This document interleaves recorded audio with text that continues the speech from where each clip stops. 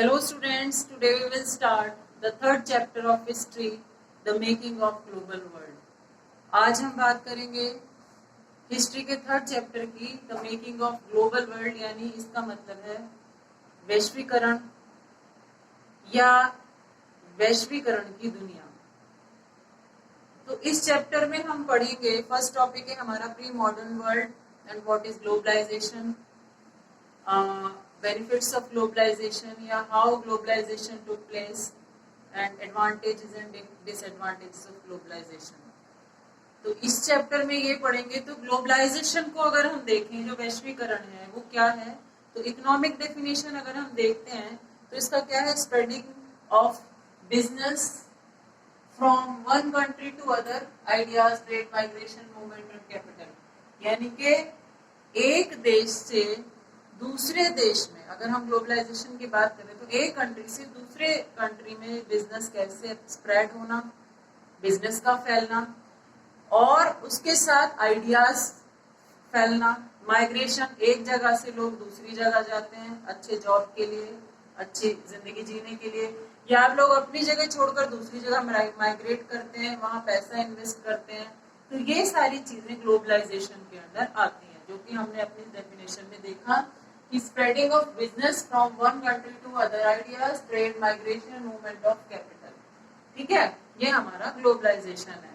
अब इसके बाद हम देखते हैं कि जो हमारा ग्लोबलाइजेशन है वो किस किस तरह से फैला। तो उसमें देखते हैं फ्रॉम द एंशियंट टाइम, यानी प्राचीन समय से देखते हैं क्या होता है। Travellers, traders, priest travelled long distance for knowledge, opportunity, spiritual fulfilment. जो पुराने टाइम में थे, जो हमारे यात्री थे, ट्रेवलर्स थे, प्रीस्ट थे यानी संत थे, या हमारे जो ट्रेडर्स थे, व्यापारी थे, वो एक जगह से दूसरी जगह जाते थे। क्यों जाते थे?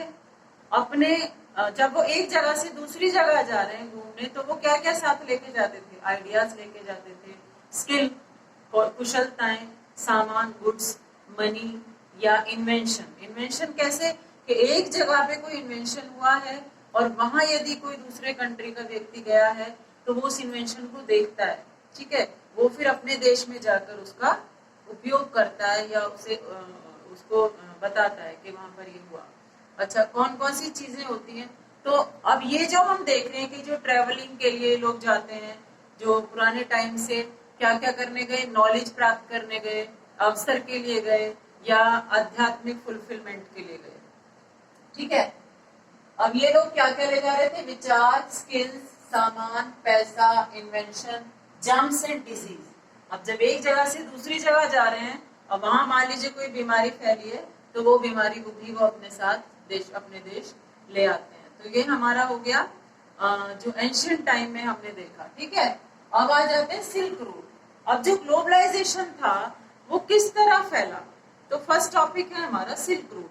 तो सिल्क रूट को प्राचीन चीनी सभ्यता के व्यापारिक रूप के मार्ग के रूप में जाना जाता है। ठीक है, पहले रेशम के कारवां चीनी साम्राज्य के उत्तरी छोर से पश्चिम ओर जाते थे, यानी कि जो रेशम लेके जो लोग जाते थे, कारवां कहते हैं, बहुत बड़े बड़े काफिले या ग्रुप जाते थे रेशम लेके, इन रास्तों से जाते थे, जो कि उत्तरी से पश्चिमी ओर जाता था। ठीक है, लेकिन फिर मध्य एशिया के कबीलों से संपर्क हुआ। अब जो एशिया के मीडियम में था उनसे कांटेक्ट हुआ, उन कबीलों से, और धीरे धीरे ये रास्ता था, जो सिल्क रूट था, वो एशिया के मिड से उत्तर भारत और आज के ईरान, इराक और सीरिया से होता हुआ रोम तक पहुंच गया। ये हमारा सिल्क रूट था। तो सिल्क रूट क्या था? जो रेशम ले जाने वाला व्यापार। और उसी रूट से कौन कौन जाते थे? उसी रूट से वो लोग जाते थे जैसे कि प्रीस्ट यानी संत, व्यापारी, या आपके ट्रेवलर्स, यात्री, जो देश भ्रमण करने जा रहे हैं, तो ये लोग उस रूट से जाते थे। अब हम देखते हैं कि जो सिल्क रूट था, सिल्क रूट में हमने देखा कि यहाँ से China was linked with western countries and other countries. अभी हमने पढ़ा कि चाइना का जो लिंक था, जो जुड़ा हुआ था चाइना, वो वेस्टर्न कंट्री से जुड़ा हुआ था और दूसरे देशों से भी जुड़ा हुआ था, और वहाँ बहुत सारे सिल्क रूट थे, खाली एक ही नहीं था, बहुत सारे सिल्क रूट थे। सिल्क रूट में जहाँ से रेशम का व्यापार होता था और बहुत सारे यात्री ट्रेवल्स जाते थे। Silk routes existed before Christian era till 15th century, यानी कि 15th सेंचुरी तक जो था सिल्क रूट का एग्जिस्टेंस रहा। और यहाँ से क्या क्या जाता था, सिल्क रूट के द्वारा कौन कौन सी चीजें भेजी जाती थी, वो हम देखते हैं। चाइनीज पॉटरी एंड सिल्क, यानी कि चाइनीज पॉटरी क्या है, चीन के बर्तन, चीनी बर्तन एंड सिल्क, रेशम जाता था।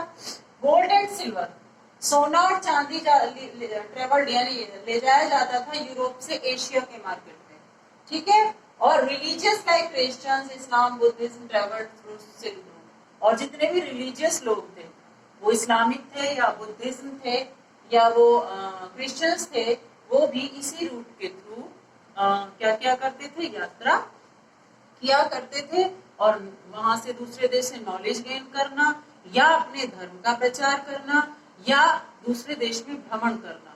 तो जब एक जगह से दूसरे देश जा रहे हैं, वो तो ये वैश्वीकरण है, ग्लोबलाइजेशन है।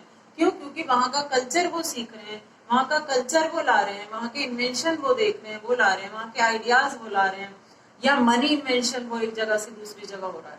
तो ये हमारा ग्लोबलाइजेशन था। अब पहला था कि सिल्क रूट, उसके बाद क्या हुआ, दूसरा हमारा है food travel.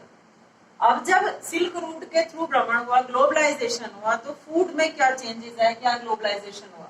Noodles travelled from China to other country. पहले इंडिया में नूडल्स को कोई नहीं जानता था, वो कहां से आए, चाइना से आए, चाइना से ट्रेवल हुए और दूसरे देशों में पहुंचे। क्योंकि चाइना में जो थे, जो लोग व्यापारी या यात्री जा रहे हैं, वो चाइना से उस चीज को देखा उन्होंने कि ये भी कोई डिश है, और बाकी देशों में वो उन्होंने बताई और वहां पर आ गए। Common food like potato, chilli, tomato, maize, soya were introduced in Europe and India. ये इंडिया में से यूरोप में इंट्रोड्यूस हुए through trade route. Trade route के ही द्वारा ये जो थे आलू, पहले यूरोप में कोई नहीं जानता था इन चीजों को, लेकिन ये चीजें धीरे धीरे यूरोप में भी जानी गई। क्यों?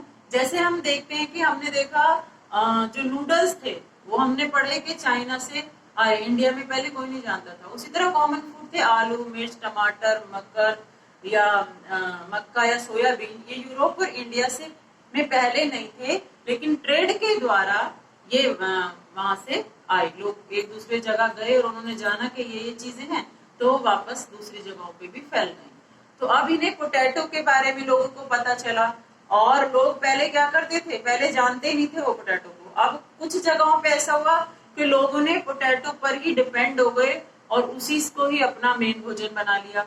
अब यूरोप आइलैंड की बात करें तो यूरोप का एक जो कंट्री है आइलैंड, वहां पर लोग आलू पर इतना डिपेंडेंट हो गए कि एक बार आलू की फसल में वहां पर एक बीमारी लग गई थी, डिजीज लग गई थी।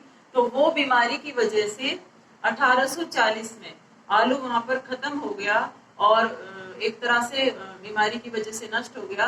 तो वहां के लोग इतना डिपेंडेंट थे कि कुछ भी जो था खाने को नहीं हो रहा था वहां पर, और एक तरह से भुखमरी फैल गई थी, यानी कि जिसको नाम दिया गया था कॉल्ड आयरिश फेमाइन।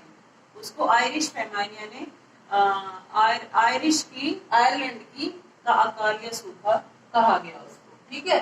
तो ये हमने पढ़ा ग्लोबलाइजेशन, एक जगह से दूसरी जगह विचारों का, मूवमेंट का, ट्रेड का, आइडियाज का, कैपिटल का जाना। फिर एंशिएंट टाइम में किस तरह से लोग गए अपने विचार एक जगह से दूसरी जगह नॉलेज गेन करने, अपॉर्चुनिटी करने और स्पिरिचुअल फुलफिलमेंट के लिए गए। फिर सिल्क रूट हमने पढ़ा कि सिल्क रूट है जिसके थ्रू चाइना का दूसरे देशों से, वेस्टर्न से संपर्क था। फिर उसी के द्वारा चाइनीज चीजें, गोल्ड, सिल्वर, रिलीजियस क्रिश्चियंस लोग भी उसी के जरिए जाने लगे सिल्क रूट के थ्रू। और फूड का ट्रेवल कैसे हुआ एक देश से दूसरी जगह, तो ये हमने पढ़ा। और इसी पॉइंट का जो हमारा प्री मॉडर्न वर्ल्ड है, सिल्क रूट, फूड ट्रेवल और थर्ड पॉइंट हम कल डिस्कस करेंगे। Thank you.